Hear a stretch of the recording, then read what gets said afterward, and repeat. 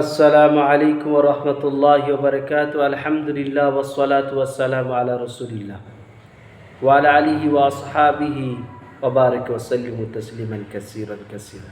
আম্মা বা'দ।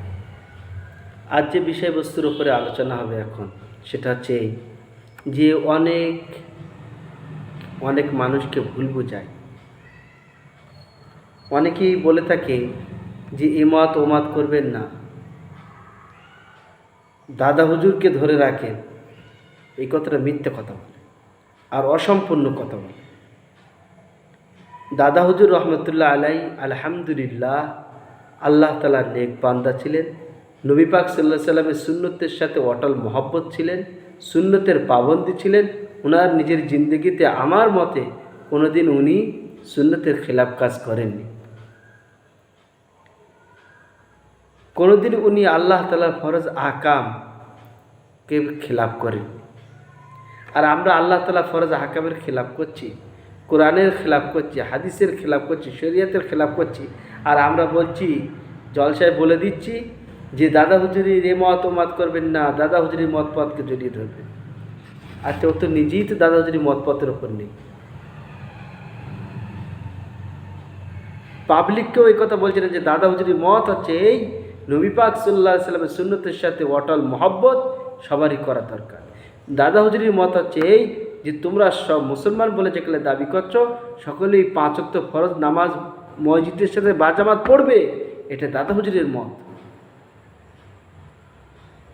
কিন্তু এইটিকে ওরা কিভাবে ব্যবহার করছে অসম্পূর্ণভাবে, যে খবরদার এধার ওধার নয়, একটাই মত পথ ধরে থাকবেন, দাদা হুজুরের মত পথ, একটাই ট্রেন, দাদা হুজুরের ট্রেন।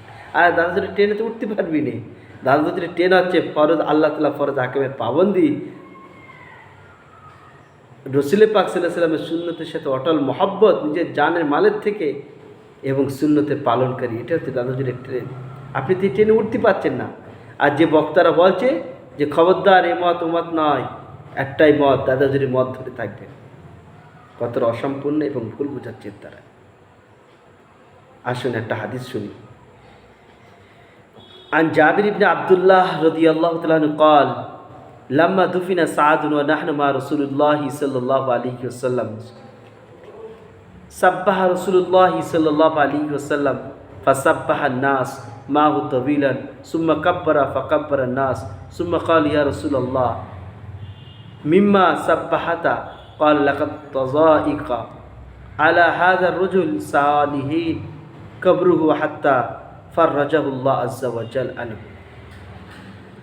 হযরতে জাবির বিন আব্দুল্লাহ রাদিয়াল্লাহু তাআলা বর্ণনা করছেন যে আমরা সাদ বিন মাজ, একজন সাহাবা ছিলেন, আল্লাহ রসুলের বড় মর্যাদাবান এবং বড় আকাবির সাহাবাদের মধ্যে ছিলেন। ওনার যখন মৃত্যু হয়, দাফন করার পরে রসুল পাক সাল্লাল্লাহু আলাইহি সাল্লামকে আল্লাহ তাআলা জানিয়ে দিলেন যে কবর খসে যাচ্ছে, সংকীর্ণ হয়ে যাচ্ছে। কবরের মাটি এক পাশ থেকে আরেক পাশে সাথে মিশে যাচ্ছে, যেরকম দুই পাশে মাটি এরকমভাবে মিশে যাচ্ছে। তো রসুল পাক সাল্লাল্লাহু আলাইহি সাল্লামকে আল্লাহ তাআলা যখন এটিকে দেখিয়ে দিলেন, উনি জোরে জোরে সুবহানাল্লাহ, আলহামদুলিল্লাহ, আল্লাহু আকবার তাসবিহ পড়তে থাকলেন। সাহাবারা বললেন যে আমরাও পড়ছি। হযরত জাবির বলছেন যে আমরাও পড়ছি, যারা যত মানুষ এখানে ছিলাম। রসুল পাক সাল্লাল্লাহু আলাইহি সাল্লামকে পরে জিজ্ঞাসা করা, আল্লাহ রসুল এটি কেন? আপনি তো অনেককে মাটি দিয়েছেন কিন্তু এরকম করতে দেখি না, আজকে কেন করতে দেখলাম? রসুল পাক সাল্লাল্লাহু আলাইহি সাল্লাম বললেন যে ওই যে সাদ বিন মাঝে কবর সংকীর্ণ হয়ে যাচ্ছিল, ওই জন্যে আমি এই তসবিহ পড়ছিলাম। আল্লাহ তাআলা তসবির বরকতে কবর আবার চওড়া হয়ে গেছে, কুশাদা হয়ে গেল। চিন্তা করেন, আল্লাহ রসুলের সাহাবা হযরত সাদ বিন মাজ আর বড় দামি সাহাবা, তিনার মৃত্যুর পর তিনার কবর সংকীর্ণ হয়ে যাচ্ছে, দুই দিকের মাটি মিশে যাচ্ছিল। নবীজির তসবির বরকতে কবরকে কুশাদা করা হয়েছে। এটি মুসনাদ আহমদ 6 নম্বর খণ্ডের 130 নম্বর পাতায় 285 নম্বর হাদিস পড়া হল। মুসনাদ আহমদের 285 নম্বর হাদিস। তাহলে একজন সাহাবার যদি এই অবস্থা হতে পারে, তাহলে আমরা কোন ক্ষেত্রে মূল্য? আমরা বলছি এদিক ওদিক নয়, একটাই মতপথ। আর একটাই মতপথ হচ্ছে আল্লাহ তাআলাকে এক বলে বিশ্বাস করা, মুহাম্মদ রাসূলুল্লাহকে নবী ও রসুল বলে মেনে নিব। দাদা হুজুরেরও এইটা রীতি ছিল, আপনিও নেন।